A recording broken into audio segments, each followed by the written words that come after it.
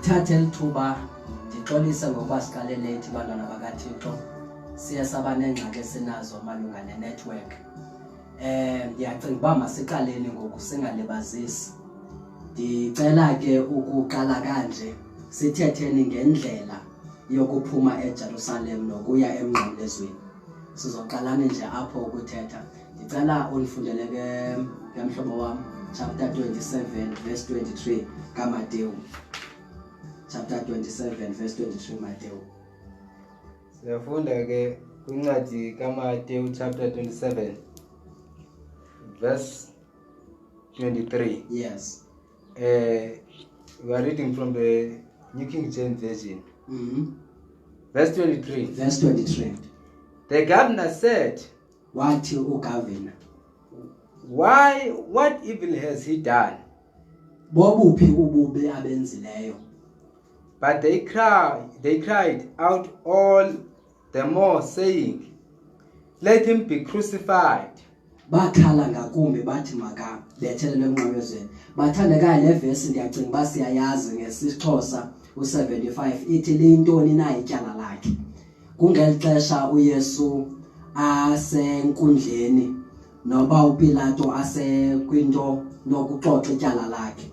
Then ithi iBhayibhile ngelo xesha ke kwakuze abantu bezommangalela uYesu. Then uPilato uthi dijongile izinto ngaye ndamphanda ndazama ukhangela uba yintoni le imbi ayenzileyo. Ithi ke ngoku iBhayibhile waba nalombuzo kubo uba ndithini, because wasa abantu ababini, wasa uYesu uBarnabas, wasa noYesu lo kuthiwa nguMesaya. Ithi ke ngoku iBhayibhile emveni koba ebasile uYesu lo nguBarnabas nalo nguMesaya, abantu funeke bekhethile uba leliphi banjwa ekumele balikhululwe. Ithi ke ngoku iBhayibhile abantu bathi bafuna ukukhululwa uYesu lo unguBarnabas. Emveni ke bevumelene abantu besitshilo isihlwele, wabona uba uPilato akanalo icebo elingembi lokuba amncede uYesu, kodwa wawathetha amazwi kubo athi andimfumani enetyala, lintoni ityala lakhe. Ithi iBhayibhile baphendula abantu, noba isihlwele saphendula sathi mbethelele. Ithi iBhayibhile wamanebuza uPilato uba wenze ntoni. Ithi iBhayibhile emveni kobebuzile bathi abantu ubunguye umhlobo kaSiza uzombethelela noba uzamsa emnqamlezweni. Wehlulakale ke nohlobo uPilato kwafumaniseka uba uYesu unako ukuba aye emnqamlezweni eGolgotha. Ithi ke ngoku iBhayibhile kwasekuseni wathathwa ngamajoni. Xa emthatha amajoni amenza impumputha, xa emenza impumputha amanembetha emtikela, bembuza besithi uba unguye ukumkani, ubunawo amandla okunceda abantu, utheni ungazisindisi wena. Ithi iBhayibhile kuthe kusenjalo benza isithaba sameva. Xa besenzela isithaba sameva bamnikeza sona. Emveni koba bemnikezela isithaba sameva bamkhupha bamnikeza umnqamlezo. Ithi ke ngoku iBhayibhile babehamba besiya eGolgotha entabeni apha azawubethelelwa khona. Lithi ke ilizwi likaThixo wayengahambi yedwa, wayehamba nesigwinta ezimbini wayehamba nazo zithwele yazibe inqamlezo. Kodwa wayekhona umahluko phakathi kwabantu, ngoba uYesu yena wayengalelanga ubusuku bonke. Abantu bemenza yonke into abafuna umenza yona, ababefuna umabuse babemabuse. Akukho lizwi libi ababengalithethi kuye. Ithi ke ngoku iBhayibhile xa kuhanjwa ekuseni, kuhanjwa kwesi strato ke abashumayeli basithandayo bathi idodorosa, bathe behamba kweso strato sinjalo uYesu wawa nomnqamlezo. Bathi abantu xa bephanda endleleni yeGolgotha wawa kathathu nanomnqamlezo. Kwathatha indoda ethile engeyilela lizwe, bayithatha bayifosta ukuba imphathise umnqamlezo.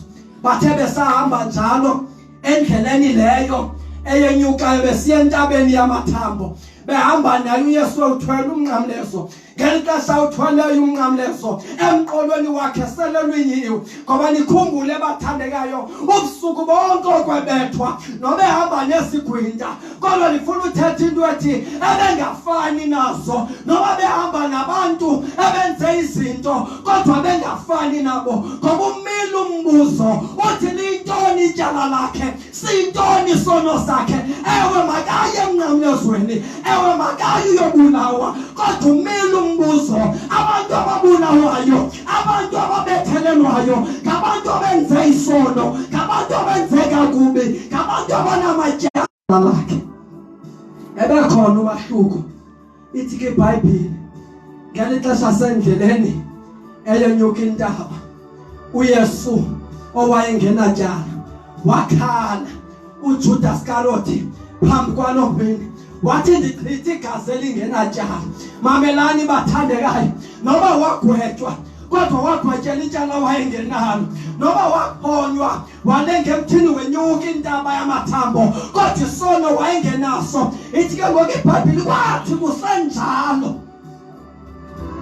wathetha amazwi uYesu ethe nentombi zaseJerusalem wathi sanunililela mina zileleleni nina ngoba kobekelaphi xa kunje kumthi lo unjengayo kobekelaphi kule yalamantombi aseJerusalem ngiyabona uba wayenewari ngabo sizawufika ke bathandekayo entabeni ithi iBhayibheli wabekwa phakathi uYesu kwaba khona ezizigqinto ecaleni kwakhe emveni koko wabethelelwa ngesikhonkwane ithi iBhayibheli babelana ngempahla zakhe wayeze emnqamlezweni kodwa ndinawo umbuzo namhlanje ukuba laliyintoni ityala lakhe xa intoni isono sakhe wenze ntoni siyavuya ke bathandekayo niyeningena nifika kamandi sisendleleni yemnqamlezweni sizawuqala ngelihlobo bendichayelela nje indlela yakhona sizawuqala ngohlobo sakho umshumayeli wokuqala then xa sizawuya kuye sibe ready bathandekayo uYesu nanku emnqamlezweni